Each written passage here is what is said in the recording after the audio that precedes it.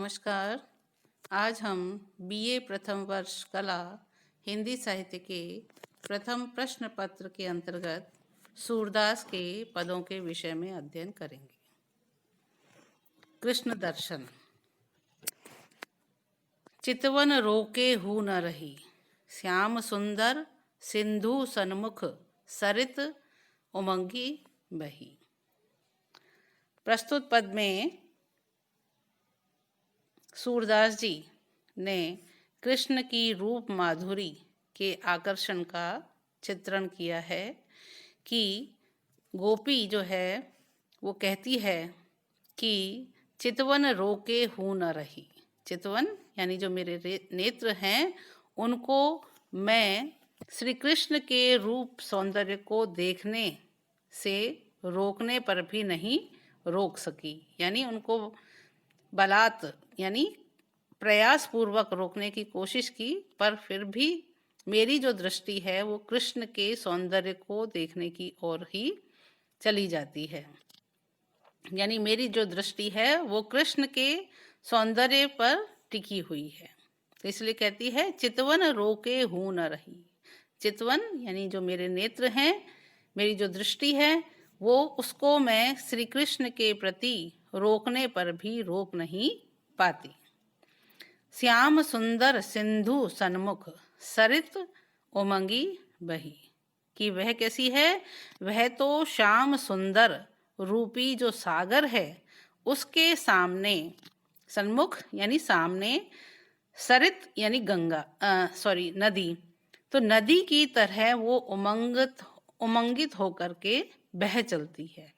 कि जो मेरे नेत्र हैं वो श्री कृष्ण के श्याम सुंदर सिंधु सन्मुख, श्याम सुंदर यानी श्री कृष्ण रूपी जो सागर है उस सागर के सामने सरिता की तरह से, नदी की तरह से उमंगित होकर के वो बह चलती है। प्रेम सलिल प्रभा भंवरने, मिति न कबहू रही।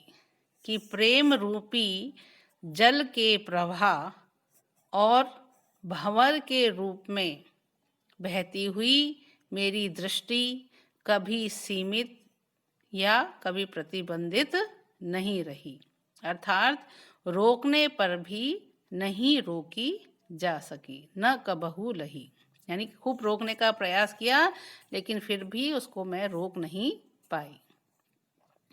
लोभ लहर कटाक्ष, घूंघट पट करार ढई। कि श्री कृष्ण के रूप के आकर्षण से मेरी दृष्टि कभी भी नियंत्रित नहीं रही।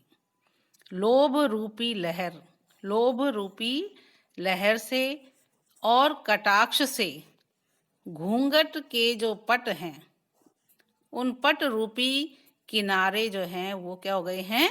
ढह गए हैं। लोभ रूपी लहर से और कटाक्ष से घूंघट के जो वस्त्र हैं वो वस्त्र रूपी किनारे ढह गए हैं, यानी उनके ऊपर किसी भी प्रकार का कोई प्रभाव नहीं पड़ता। उनको तो सिर्फ और सिर्फ श्री कृष्ण के रूप सौंदर्य को देखने का ही लोभ था और उसी लोभ के कारण उसने कटाक्षों का भी उनके ऊपर कोई प्रभाव नहीं पड़ता।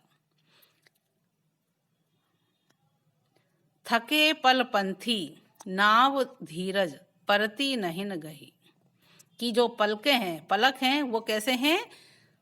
पलक रूपी जो पथिक है वो थक गए हैं और नाव धीरज और धैर्य रूपी नाव जो है वो क्या है?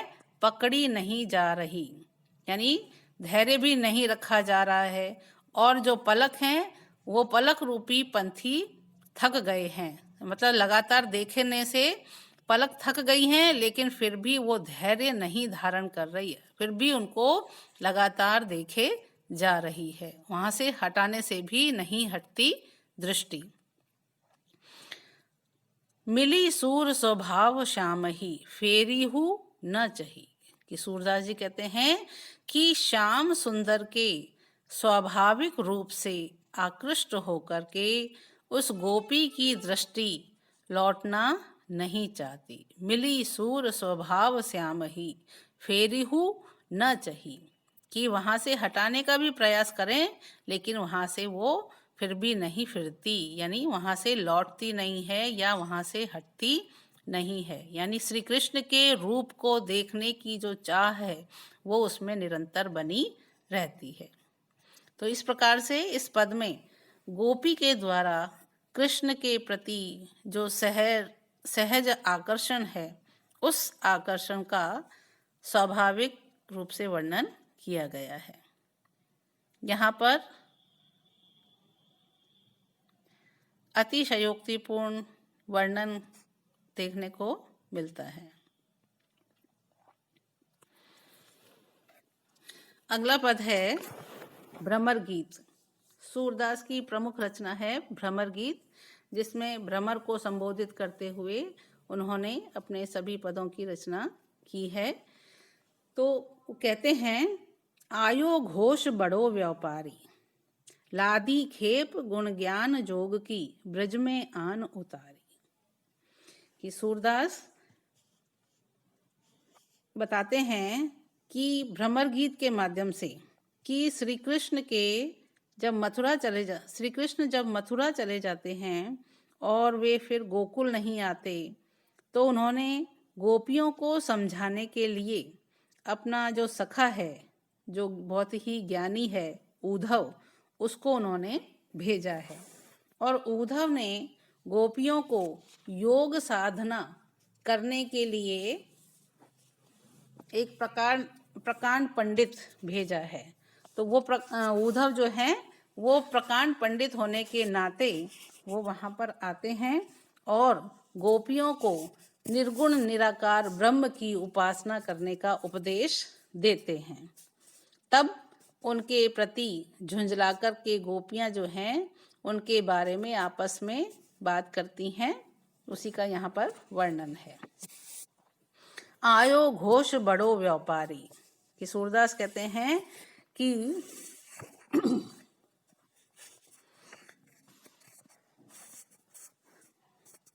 एक गोपी जो है वो दूसरी गोपी से कहती है कि उद्धव के रूप में हमारी बस्ती में एक बड़ा व्यापारी आया है। आयो घोष बड़ो व्यापारी, कि हमारी बस्ती में एक बड़ा व्यापारी आया है।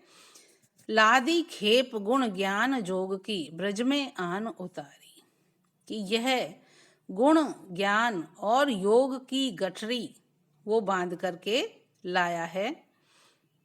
लादी खेप, जो एक खेप है, जो गठरी है, वो कैसी है? गुण ज्ञान और योग की है, जिसको कि ब्रज में आकर के उसने उतारा है। फाटक देकर हाटक मांगत, फाटक देकर हाटक मांगत, भोरे निपट सुधारी।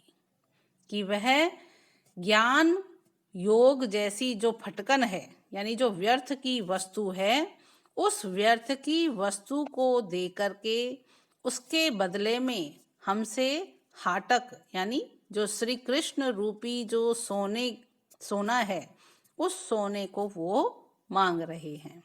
मांगत भोरे निपट सुधारी। तो उनके ऐसे व्यवहार से ऐसा प्रतीत होता है कि इन्होंने हमको बहुत ही भोला समझ लिया है। धुरही ते खोटी खायो है, लये फिरत सिर भारी। जो इन्होंने तो इनके व्यवहार को देखकर ऐसा लगता है कि इन्होंने शुरू से ही खोटी कमाई का अन्न खाया है। धुरही ते यानी शुरू से ही, खोटी खायो है, खोटी कमाई का अन्न खाया है। लये फिरत सिर भारी, तभी तो इसका सामान जो है अब तक किसी ने भी नहीं खरीदा है। सिर पर भारी गठरी बांध करके ये फिरते डोल रहे हैं, इन्होंने इनके सामान को किसी ने भी नहीं खरीदा। इनके कहे कौन डहकावे, ऐसी कौन अजानी। कि यहाँ ऐसा कौन अज्ञानी है जो इसके बहकावे में आ जाएगा। अपनो दूध छाड़ी को पीवे, खार कूप को पानी। कि भगवान श्री कृष्ण की उपासना को छोड़ करके निर्गुण ब्रह्म की उपासना की बात ये जो कह रहा है, तो उसका तो मतलब यही है कि अपना दूध छोड़ करके खारे पानी के कुएं का जल पीना, यानी खारे कुएं के पानी को पीने के लिए यदि दूध को छोड़ना पड़े, तो उसी तरह की ये बात उद्धव कर रहे हैं कि जो निर्गुण ज्ञान की बात है वो उस व्यर्थ वस्तु को अपनाने की बात कर रहे हैं, और श्री कृष्ण जैसे सोने को छोड़ने की बात वो करते हैं। तो वो बात कैसी है? बिल्कुल ऐसी ही है जैसे कि दूध को छोड़ करके खारे कुएं के पानी को पीने की बात है। ऊधो जाहू सबार यहाँ ते, बेगी गहरू जनी लाओ। इसलिए गोपी जो है वो उद्धव से कहती है कि हे उद्धव, आप यहाँ से शीघ्र चले जाओ। बेगी है ना, शीघ्र चले जाओ, और गहरू जनी लाओ, कि अब तुम बिल्कुल भी देर मत लगाओ। मुंह मांग्यो पे हो सूरज प्रभु, साहू ही आनी दिखाओ। कि यदि तुम प्रभु श्री कृष्ण को यहाँ ला करके हमें उनके दर्शन करा दोगे, तो हम तुम्हें मुंह मांगा इनाम प्रदान करेंगी या तुम्हें पुरस्कृत करेंगी। मुंह मांगो पे हो, मुंह मांगा तुमको देंगी। प्रभु साहू ही आने दिखाओ, कि प्रभु अर्थात श्री कृष्ण को तुम यहाँ ला करके हमें दिखा दोगे या उनके हमें दर्शन करा दोगे, तो हम तुम्हें मुंह मांगा पुरस्कार देंगी या इनाम देंगी। तो इस प्रकार से इस पद में गोपियों को उद्धव का जो व्यवहार है वो चालाक व्यापारी का सा प्रतीत होता है, जो ग्राहक के घाटे की चिंता नहीं करता है। इसके अलावा सूरदास की गोपियों को सगुण कृष्ण की जगह निर्गुण निराकार ब्रह्म की उपासना जो है वो सोने की जगह फटकन ग्रहण करने जैसी तुच्छ प्रतीत होती है।